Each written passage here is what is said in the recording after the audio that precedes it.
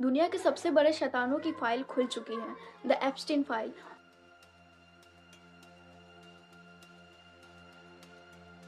और इसे देखने के बाद ये लग रहा है कि शेक्सपियर बिल्कुल सही थे।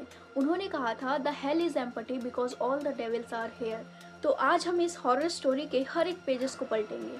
2026 की इस लीक ने ये बता दिया है कि हम एक ऐसे जाल में जी रहे हैं जहां दुनिया के सबसे बड़े बड़े नेता और अमीर लोग एक क्रिमिनल के गुलाम थे। तो आज हम उस नरक के हर एक दरवाजे को खोलेंगे, उन चीखों को सुनेंगे और हर उस इंसान के चेहरे से पर्दा हटाएंगे जिन्होंने इंसानियत को शर्मिंदा किया। One blank page and a swelling rage. इस वीडियो को एंड तक देखना हर उस इंसान का नाम जानने के लिए जिनका जिक्र एप्स्टीन फाइल में है। तो सबसे पहले बात करते हैं गिलेन मैक्सवेल की। गिलेन मैक्सवेल कोई मामूली औरत नहीं थी, ये एक शैतानी दिमाग थी। एप्स्टीन शिकार करता था, लेकिन गिलेन मैक्सवेल ही वो औरत थी जो शिकार ढूंढ कर लाती थी। ये स्कूल के बाहर जाती, स्कूल की लड़कियों से दोस्ती करती और उन्हें मॉडलिंग और पैसों का लालच देकर एप्स्टीन के पास लाती थी। और कुछ रिपोर्ट्स के मुताबिक ये पता चला है कि गिलेन मैक्सवेल ही वो औरत थी जिन्होंने आइलैंड पर हर जगह कैमरास लगवाए थे ताकि वो बड़े नेता की डर्टी वीडियोस रिकॉर्ड करके उन्हें ब्लैकमेल कर सकें। तो अब चलते हैं उस आइलैंड पर। लोग पूछते हैं वहाँ क्या हो रहा था।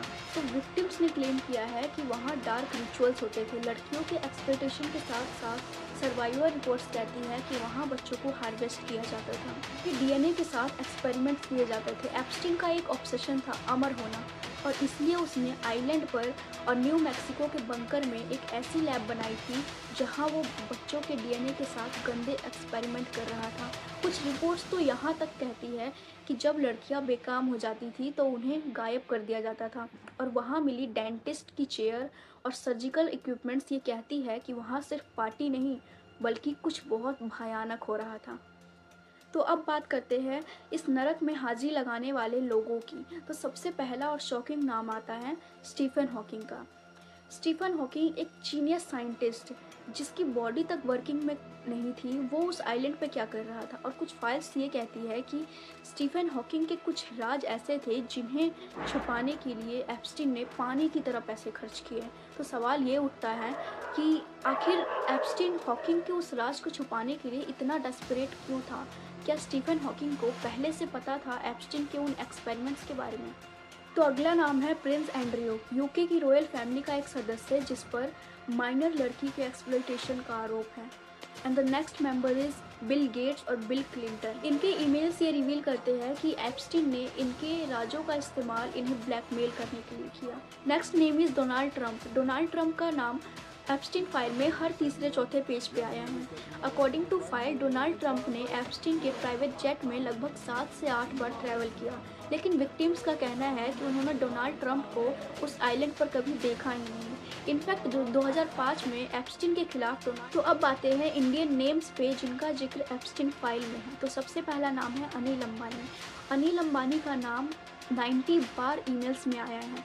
अकॉर्डिंग टू फाइल, उन्होंने यूएस ऑफिशियल्स के साथ मीटिंग के लिए एप्स्टीन की हेल्प मांगी थी। तो अगला नाम है हरदीप सिंह पुरी। उन्होंने ये क्लेम किया है कि उनका लिंक एप्स्टीन के साथ सिर्फ प्रोफेशनल था। So the next one is PM Modi. PM Modi की 2017 इजराइल विजिट पर एप्स्टीन ने क्लेम किया है कि वो उन्हें सिर्फ एडवाइस दे रहा था, जिसे इंडियन गवर्नमेंट ने पूरी तरह झूठ कहा है। तो एप्स्टीन मर गया, लेकिन उसका ब्लैक बॉक्स अभी भी गायब है। 2026 की फाइल्स में 2000 वीडियोस का जिक्र है, जिसमें से कई खतरनाक वीडियोस आज भी डार्क वेब पे छुपी हुई हैं। इनमें उन डेविल्स का वो सीक्रेट टेप्स है जो अगर लीक हो गया तो दुनिया की कई बड़े बड़े देशों की सरकारें राख हो जाएंगी। तो आपको क्या लगता है, क्या ये फाइल सारी सच्चाई बता रही है या The Epstein files are not showing everything. There are things far worse than these. बस ये सिर्फ एक डिस्ट्रक्शन है। कमेंट में लिखो और इस चैनल को सब्सक्राइब कर लो क्योंकि अगला पन्ना खुलने वाला है।